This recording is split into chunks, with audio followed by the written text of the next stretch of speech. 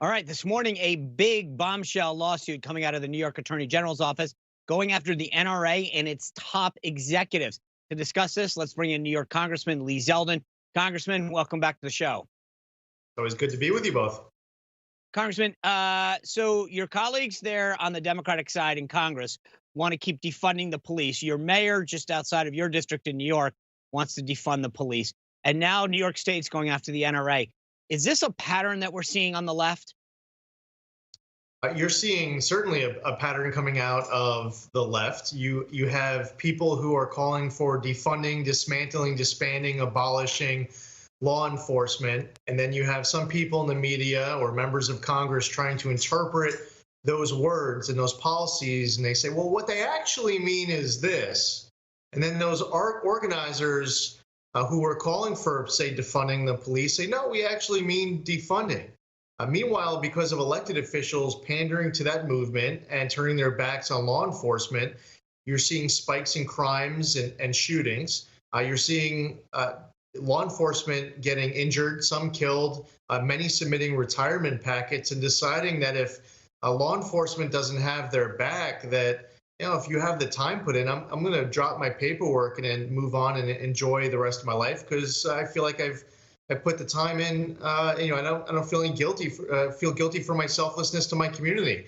What we see today, I think, has political ramifications from the standpoint of New York might be a liberal state, might be a blue state, but there are a whole lot of other states. Some are swing states in the presidential race, and you have House and Senate House districts and Senate seats up for grabs, where even Democrats view the Second Amendment in a supportive way, and many actually carry firearms themselves. It's not just Republicans who carry firearms, and there's also the belief that law-abiding citizens are not the threat. What we're seeing in Chicago, for example, or what we're seeing in New York City, it's not the NRA members who are revolting against law enforcement and committing these crimes. It's the criminals who are doing these activities. Yeah, that's exactly right, Congressman. Well, the NRA has said that these are just baseless, premeditated attacks. Is this just political theater by the left? Well, I think that is a combination of that political element, that political calculation that's done. And I also believe that there are a lot of people who actually want to take away people's firearms. They want to go after not just criminals, they want to go after law-abiding gun owners. Many can't tell the difference. I remember when New York State passed the SAFE Act several years ago, and people say they want to ban an assault rifle. And you say, well, what's assault rifle? And they'll say, it's that thing where you push down on the button and a whole bunch of thingies come out of the clip.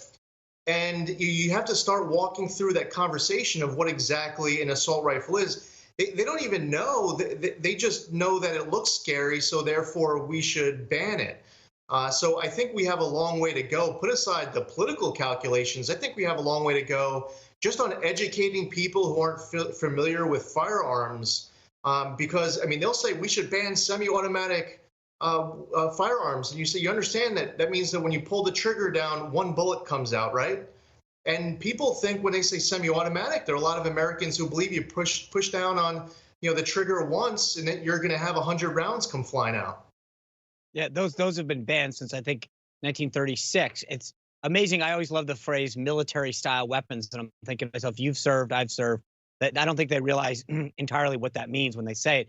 But let me shift gears if I can for a second, sir. I know you represent a district just outside of the city, but how concerned are you about what's going on in New York City in terms of its response to COVID? The governor is literally begging rich people to come back. He's offering them to go to dinner, or he'll cook dinner for them. At the same time, they've set up checkpoints to make sure that people are like a really big missed message. They want people to come back, but only the rich people because they want their tax money.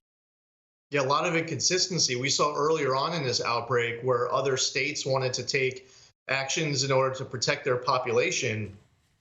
You had these elected officials in Albany who were essentially the governor himself too, saying that was basically an act of war against New York.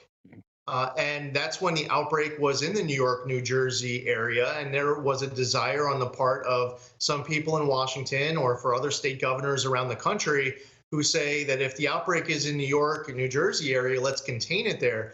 Now, on the flip side, where earlier on you were saying it was an act of war to take these precautions, now you're seeing the governor and the New York City mayor going all the way to the other end of the spectrum. And, it's just it's a double standard. I think a lot of people are pointing out it's inconsistent. As far as people who are leaving, I see it in my districts on the east end of Long Island. A lot of people will go to their homes, or they'll go find a place in Florida or North Carolina or South Carolina. It's been happening for a long time, and this is going to be that backbreaker because, if you have young kids, you want them to be having a face-to-face learning at the start of the academic year. And also not knowing when life is going to return to normal in New York City. All these decisions are actually resulting in people leaving, and they are not looking over their shoulder. They're not considering coming back. Many people who are gone aren't returning.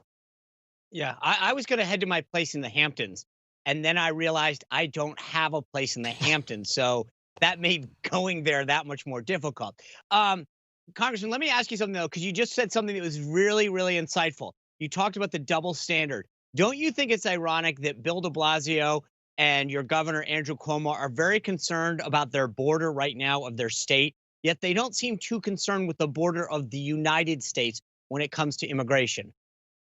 Yeah, there you go. Another inconsistency that most Americans are understanding and realizing. So you take the defund the police effort to that next level. You have members of Congress who are talking about defunding the Department of Homeland Security and ICE and DHS. Well, if you want to combat human trafficking and drug trafficking and MS-13 and other types of international gang activity, well, it's our great men and women at ICE who are helping with that effort. There are individuals who are securing our borders, and you have Custom and Border Patrol and other men and women who want to uphold our rule of law, understanding a nation without any borders isn't a nation at all.